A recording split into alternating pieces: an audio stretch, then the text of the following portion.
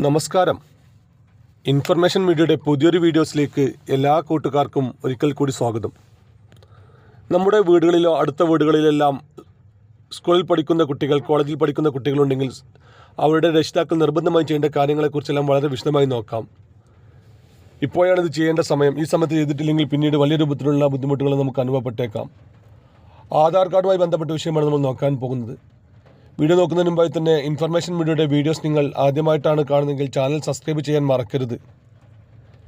നമ്മുടെ ഈ ചാനലിൽ ഒരു തരത്തിലുള്ള മതപരമായ കാര്യങ്ങൾ അല്ലെങ്കിൽ രാഷ്ട്രീയപരമായ കാര്യങ്ങളൊന്നും വരുന്നതല്ല. ഗവൺമെൻറ്റിൽ നിന്ന് ലഭിക്കുന്ന സേവനങ്ങൾ, ആനുകൂല്യങ്ങൾ, അറിയിപ്പുകൾ എന്നിവയെക്കുറിച്ച് മാത്രമായിരിക്കും വീഡിയോസുകൾ വരുന്നത്. ശ്രദ്ധിക്കുക, ഗവൺമെൻറ് സേവനങ്ങളും അറിയിപ്പുകളും എപ്പോൾ വേണമെങ്കിലും പുതിയ മാറ്റങ്ങൾ വരാം. നിങ്ങൾക്ക് ഏറ്റവും പുതിയ അറിയിപ്പുകൾ ലഭിക്കാൻ ചാനൽ സബ്സ്ക്രൈബ് ചെയ്ത് തൊട്ടടുത്തുള്ള ബെല്ലൈക്കൺ കൂടി ക്ലിക്ക് ചെയ്യുക. നമുക്ക് കുട്ടികളെ രണ്ട് രൂപത്തിലായി തിരിക്കാം. ആദ്യം ഈ കൊല്ലം സ്കൂളിൽ ചേർക്കുന്ന കുട്ടികൾ, 1ാം ക്ലാസ്സിൽ അഡ്മിഷൻ എടുക്കുന്ന കുട്ടികൾക്കും, അതുപോലെ തന്നെ മറ്റ് 4ാം ക്ലാസ്സിൽ നിന്ന് മറ്റ് സ്കൂളിലേക്ക് അഡ്മിഷൻ എടുക്കുന്ന കുട്ടികൾ, അങ്ങനെയുള്ള കുട്ടികൾക്കെല്ലാം ഇപ്പോൾ ആധാർ കാർഡ് പുതുക്കാനുള്ള സമയമാണ്. നമുക്കറിയാം, ഒരു കുട്ടിക്ക് ആധാർ കാർഡ് എടുത്തു കഴിഞ്ഞാൽ ആ കുട്ടിക്ക് എന്നാണോ 5 വയസ്സാകുന്നത് ആ സമയത്ത് നമ്മൾ ആധാർ കാർഡ് പുതുക്കണം. നിർബന്ധമായി ചെയ്യേണ്ട ഈ ഒരു അപ്ഡേഷൻ ചെയ്യാതിരുന്നു കഴിഞ്ഞാൽ പിന്നീട് ഒരുപാട് കാര്യങ്ങൾ നമുക്ക് നഷ്ടപ്പെടും. കുട്ടികളുടെ സ്കോളർഷിപ്പ് അടക്കമുള്ള കാര്യങ്ങൾ, അതുപോലെ തന്നെ മറ്റ് ഫിംഗർ പ്രിൻ്റ് അധിഷ്ഠിതമായി നമ്മൾ ചെയ്യുന്ന ഒരുപാട് ആധാർ സേവനങ്ങളുണ്ട്. ഇവയെല്ലാം നമുക്ക് നഷ്ടപ്പെടും. അതുകൊണ്ട് തന്നെ ഈ ഒരു സമയത്ത് ഇപ്പോൾ സ്കൂളുകൾ അടച്ച സമയമാണ്. അക്ഷയ കേന്ദ്രങ്ങൾ നല്ല തിരക്ക് കുറവുള്ള സമയമാണ്. ഇനി SLC റിസൾട്ട് വരുന്നതോടുകൂടി തന്നെ അക്ഷയ കേന്ദ്രങ്ങളിലും മറ്റും നല്ല തിരക്കായിരിക്കും.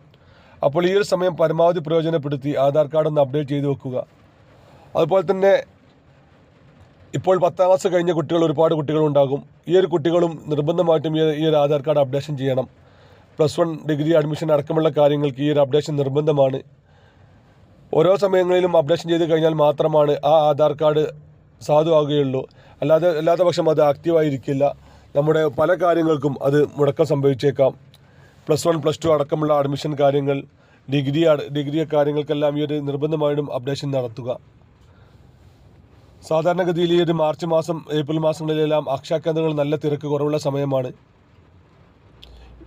പിന്നീട് ഇങ്ങോട്ട് SLC റിസൾട്ട് വരുന്നതോടുകൂടി തന്നെ അതിൻ്റെ റിസൾട്ട്, +1 അഡ്മിഷൻ അടക്കമുള്ള കാര്യങ്ങൾ, അതുപോലെ തന്നെ ഡിഗ്രി അഡ്മിഷൻ, സ്കോളർഷിപ്പ് സംബന്ധമായിട്ടുള്ള കാര്യങ്ങളെല്ലാം തുടർന്ന് അക്ഷയ കേന്ദ്രങ്ങൾ നല്ല തിരക്കായിരിക്കും. അപ്പോൾ ഈ ഒരു അവസരത്തിന് കാത്തു നിൽക്കാതെ പരമാവധി ഇപ്പോൾ തന്നെ ചെയ്യാൻ ശ്രദ്ധിക്കുക.